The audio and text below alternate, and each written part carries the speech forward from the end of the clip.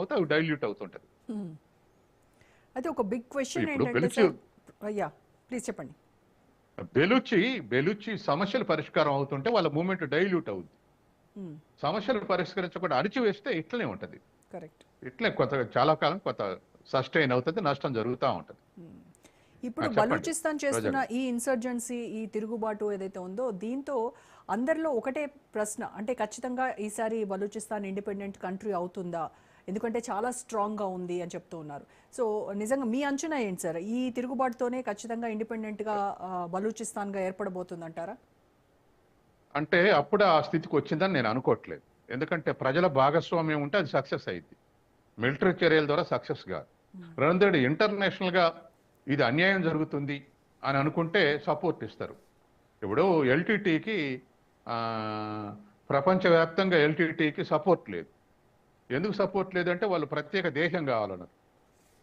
తమిళనాడులో, ఇది శ్రీలంకలోనే తమిళ్లకు ప్రత్యేక దేశం కావాలంటారు.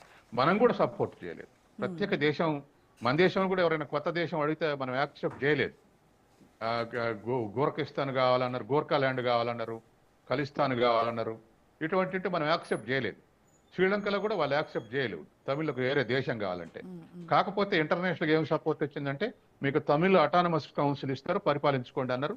ఆ మేరకు ఈల్డ్ అయింది శ్రీలంక.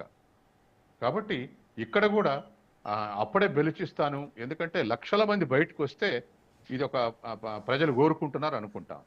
అటువంటి స్థితి ఇంకా మనకు అవుపట్లేదు. ఉండొచ్చు, సపోర్ట్ ఉండొచ్చు, కానీ అది ఇంకా చాలా దూరం ఉంది.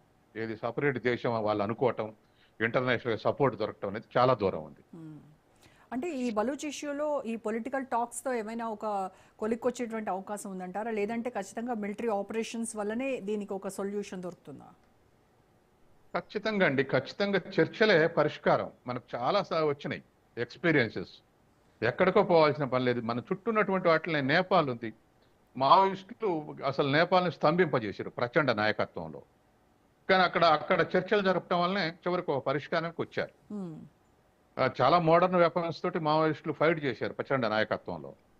కానీ చివరికి చర్చలు జరిపి మన దేశం కూడా సహకరించింది ఆ చర్చలకు, ఒక కొలిక్కి వచ్చారు. అట్లే శ్రీలంకలో కూడా చర్చల ద్వారానే ఒక ఎల్టీటీ పతనం అయిన తర్వాత ముందు కూడా అనేక చర్చలు జరిపారు వాళ్ళు. సరే, స్ట్రింజెంట్ కండిషన్స్ పెట్టారనుకోండి. అందుకే మెచ్యూరిటీ ఉన్నటువంటి రాజకీయ నాయకత్వం కూడా ఉండాలి. కేవలం టెర్రరిస్ట్ యాక్టివిటీలతోనే పరిష్కారం కాదు. ఇప్పుడు గుడ్డిగా పోయి మా తుపాకీ పరిష్కారం అంటే సాధ్యం కాదు. చర్చలు జరపడం అనేది ఖచ్చితంగా మనకు సొల్యూషన్ దొరుకుతుంది. ఇప్పుడు చాలా దేశాల్లో కూడా అట్లా వాటితోటి అనేక సమస్యలు పరిష్కారం కావనుకున్న పరిష్కారం అయినాయి. కొన్నిటికి పరిష్కరిస్తామని వాళ్ళని డిసీవ్ చేసిన సంఘటనలు కూడా ఉన్నాయి.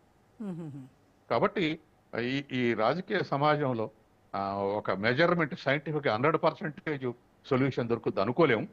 దొరుకుద్దని చర్చలు జరిపితే అందులో 50-60%. ఎందుకంటే జనరేషన్ టుగెదర్, ఒక జనరేషన్ పోయి ఇంకో జనరేషన్ వచ్చేసరికి అలిసిపోతారు.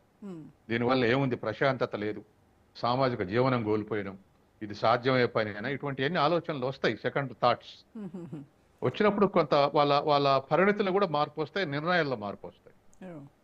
కాబట్టి ఇప్పటికి కూడా అంతకు మించిన వెపన్ లేదు. సో ఈ పొలిటికల్ టాక్స్ కోసం ఇప్పుడు ప్రపంచ శాంతి కాముకుడు, నోబెల్ పీస్ బహుమతికి పూర్తి అర్హతలు ఉన్నాయని చెప్పుకున్నటువంటి వ్యక్తి ట్రంప్ జోక్యం చేసుకుంటాడంటారా ఈ విషయంలో?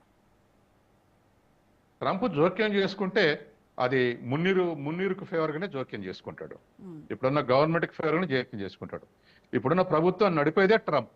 అటు ఇమ్రాన్ ఖాన్ కి వ్యతిరేకంగా ఇప్పుడున్న ప్రభుత్వం మెజారిటీ ప్రజల ఓటు హక్కుతోటి గెలిచింది కాదు.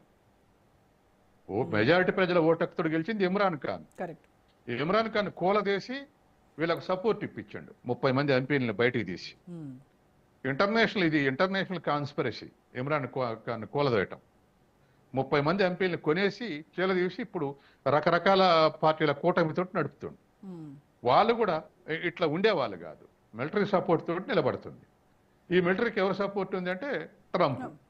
కాబట్టి అతను వ్యూహాత్మకంగానే దీన్ని నడుపుతున్నాడు. కాబట్టి రేపు బెలుచిస్తాన్ సమస్య పరిష్కారంలోనైనా ట్రంప్ తలుచుకుంటే పరిష్కారం దొరుకుద్ది. కాబట్టి ఈ ఇష్యూ ఇంటర్నేషనలైజ్ అయింది, కానీ దానికి రాజకీయ పరిష్కారం అవసరం. మిలిటరీ పరిష్కారం వల్ల మెజారిటీ ఇష్యూస్, ప్రపంచంలో మిలిటరీ ఇష్యూస్ పరిష్కరించలేకపోయింది. అందుకని రాజకీయ పొలిటికల్ సొల్యూషనే correct. Right. Thank you so much Satyam garu. Right, ఇది ఇవాళ special debate. Stay tune to Raj news.